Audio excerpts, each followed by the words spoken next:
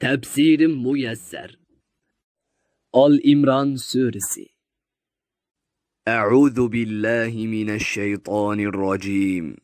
Agar sizlarning bu dunyodagi ajlinglar to'shib, yotgan yeringlarda o'lsanglarmi yoki urush maydonlarida o'ltirilsanglarmi, sizlar albatta Allohning dargohiga to'planisizlar. Allah sizlarga amalinglarga qarab mukofot yoki jazo beradi. Ey payg'ambar, Allah'ның sana ve sahabelerine bo'lgan rahmeti bilen sen sahabelerine sılık muamelede boldun. Eğer kopal, bağır qattiq, ahlakı nachar biri bo'lgan bo'lsang, elbette ular senin etrafından tarqilib ketadi. Ularning Uhud urushida o'tkazgan xatoligini afu qilgin. Ular uchun Allohdan mag'firat tilagin. Kengishga ehtiyojli ishlarda ular bilan kengashgin. Kengish bo'lgandan keyin biror ishga bel bog'lasang, Allohga tayangan holda uni yurgizgin. Sheksizki Alloh o'ziga tayanguchilarni do'st tutadi. Agar Alloh sizlarga o'z fazlidan yordam va nusrat berib, sizlarni kuchlantirsa, sizlarni hech kim yengolmaydi. Agar Alloh sizlardan yordamini to'xtatsa, sizlarni tashib etsa, sizlarga yana kim yordam bera oladi? Shunga mu'minlar yolg'iz Allohga tayansin. Hech qanday bir payg'ambar g'animatdan o'ziga tegishli bo'lmagan narsani elib, o'z sahobalariga xiyonat qilmaydi. Kimki g'animatga xiyonat qiladigan, u qiyomat kuni rasvo bo'lish uchun o'zi xiyonat qilgan narsa bilan keladi. Ondan har kishiga o'zining qilgan amalining mukofoti yoki jazosi to'liq beriladi. Ularga qilchi uval qilinmaydi. Maqsadi Allohning roziligini izlash bo'lgan kishi gunoh ma'siyatga petib ketganligi tufaylidan Allohning g'azabiga uchragan va boradigan joyi jahannam bo'lgan kishi bilan barobarmi? Jahannam nima degan yomon joy. Allohning roziligini ko'zlaydigan jannat ahlining darajasi bir xil bo'lmaydi. Allah rozi bo'lmaydigan ishlarni qiladigan do'zax ahlining darajasi mo bir xil bo'lmaydi. Ular barobar emas. Allah bandalarining qilayotgan ishlarini ko'rib turguchidir. Ularning ishlaridan hech qanday bir ish Allohga maxfiy emasdir. Allah Arablardan bo'lgan mu'minlarga katta in'om qildi. Chunki Allah ularga o'zlarining ichidan Qur'on oyatlarini o'qib beradigan, ularni mushriklikdan va nachar qiliqlardan pok qiladigan, ularga Qur'onni va sunnatni o'rgatadigan bir payg'ambarni avatdi. Halbuki ular bu payg'ambar kelishdan burun o'pochuq ozg'inlikda edi. Ey mu'minlar, Uhud urushida sizlarga yetgan talofat, sizlar Badr urushida dushmaninglarga yetkazgan talofatning yarmiga teng keladigan tursa, sizlar buningga ajablanib, biz musulmon tursak, payg'ambarimiz oramizda tursa, dushmanlarimiz mushrik tursa, bu talofat bizga qayerdan keldi dedinglar. Ey payg'ambar, ularga aytqinki, sizlarning payg'ambaringlarning amriga xiloflik qilib, g'animat to'plashga ketib qolganliginglar tufaylidan bu talofat o'zinglardan keldi. Sheksizki Alloh xolig'ini qiladi, xohlagancha hukm chiqaradi. Hech kim uning hukmiga qarshi chiqolmaydi.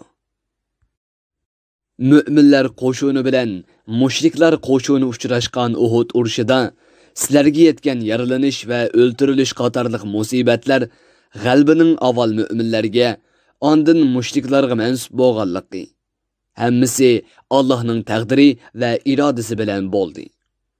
Bu Allohning o'z ilmidagi ishini o'tirg'i chiqarishi va rostchil mu'minlarni ayirib chiqishi uchundir.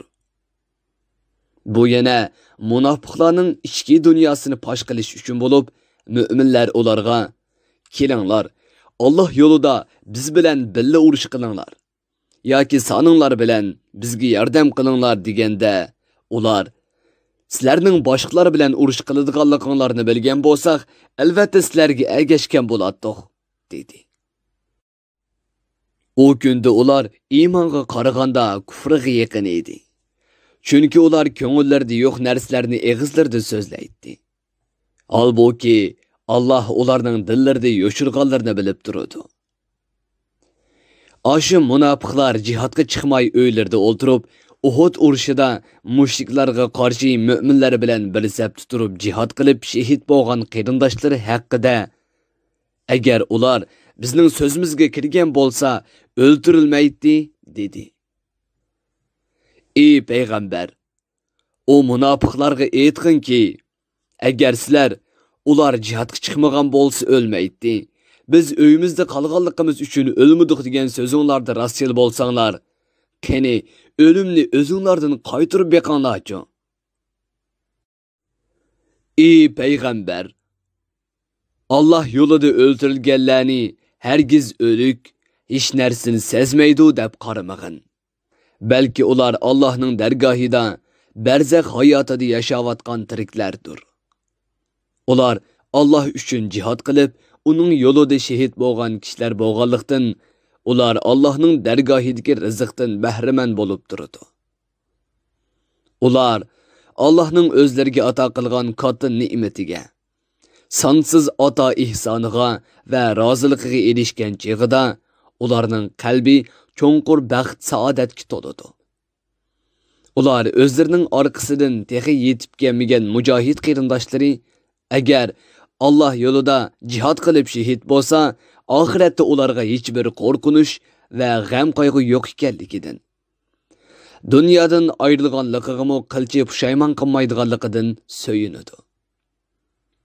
Ular Allah tarafidan berilgan ne'matlardan, ato ihsonlardan va mu'minlarning ajrini Allohning hargiz bekor qilib etmay, uni o'zining fazli karami bilan texmo oshirib beradiganligidan so'yinadi.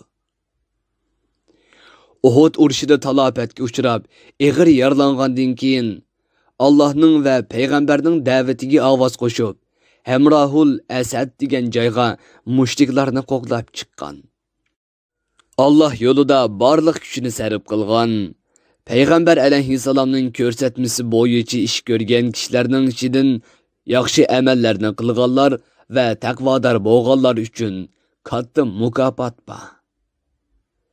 Ular shundoq kishilarki, bir qism mushriklar ularga shek shubisizki Abu Sufyan boshchiligidagi mushriklar sizlarga qarshi hujumga o'tib, sizlarni butunlay yo'qotib etish uchun qo'shin to'pladi. Sizlar ular bilan urush qilishdan hazar aylanglar. Chunki ularga kuchinglar yetmaydi deb qo'rqitmoqchi bo'lganda, bu so'z ularning Allohning yordamiga bo'lgan ishonchisini texmo kuchaytirdi. Ularning irodasini qilch tavritamadi.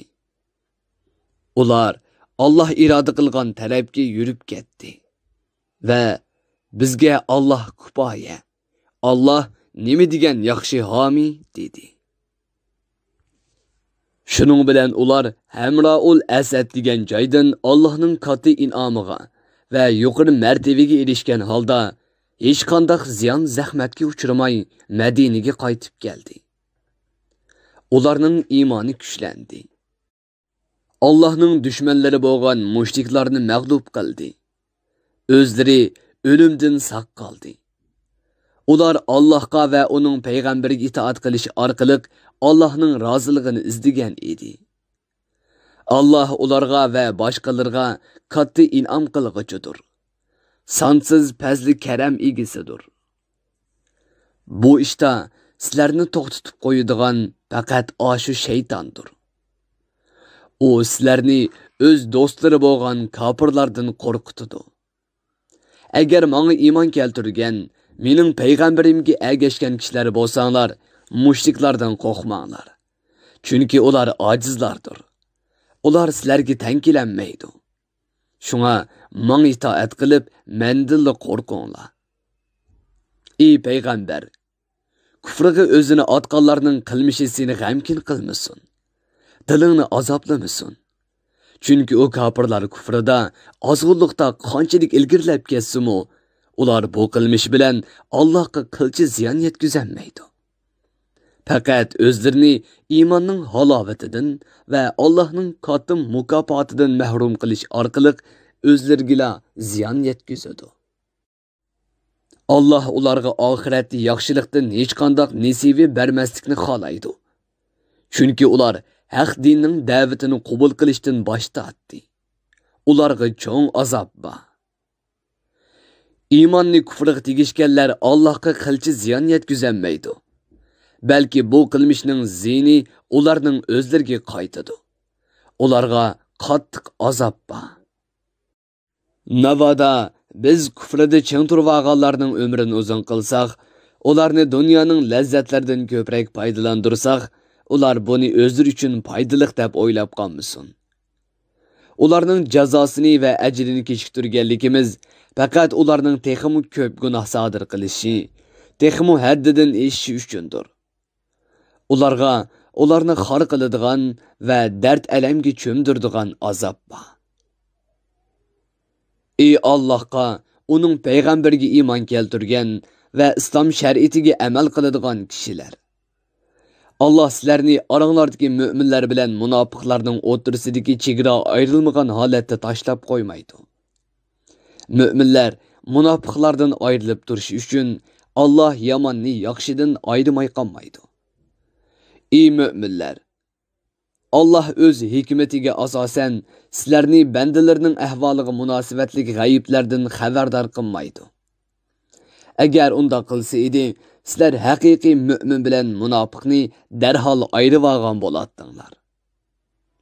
Ammo Allah ularni qiyin sinovlardan o'tkazish orqali ayirib chiqadi. Shundaqdimi Allah payg'ambarlarining orasidan o'zi xohlagan kishini tanlab, uningga ba'zi g'ayiblarni vahiy orqali bildiradi. Shunga sizlar Allohga va uning payg'ambarlariga iymon etinglar. Agar sizlar chin iymon etsanglar va Allohga itoat qilish bilan taqvolik qilsanglar, sizlarga Allohning dargohida katta mukofot bor. Allah o'z fazlidan ato qilgan ne'matlarni Allah yo'lida sarf qilishga bexillik qilguvchilar bu bexillikni o'zlari uchun foydali deb o'ylab qolmasin. Bu ular uchun yomon ishdir. Chunki ularning to'plagan mol dunyosi qiyomat kuni ularning bo'yniga o'tdan taqoq qilib selinadi. Allah subhanahu va taolo podshohlikning va hammaning egasidir. U barcha maxluqot yo'q bo'lgandan keyinmi davomliq hayot turadigan zotdir. U bandalarning barliq amallarini bilib turadi. Qiyomat kuni ularga shu amallarga yarasha mukofot yoki jazo beradi. Allah Yahudilarning Allah peqirdir, shuni bizdan qarz so'raydi, biz bo'lsak boy degan so'zini angladi. Biz ularning bu so'zini xotirlab qo'yamiz. Yana ularning ilgirki ajdodlarining payg'ambarlardan nohaq o'ltirganlik qilmishini qo'llaydiganligini yezib qo'yamiz. Oxiratda ularni bu qilmish sababli jazolaymiz. Ular do'zaxda azoblanayotgan chaqda ularga ko'ydirgichi qattiq azobni tetinglar deymiz. Bu qattiq azob sizlar dunyodagi chaqlaringlarda e'tiqod, amal va gap so'zda sodir qilgan qilmishinglar uchundir. Allah bandalarga qilchi uvol qilmaydi.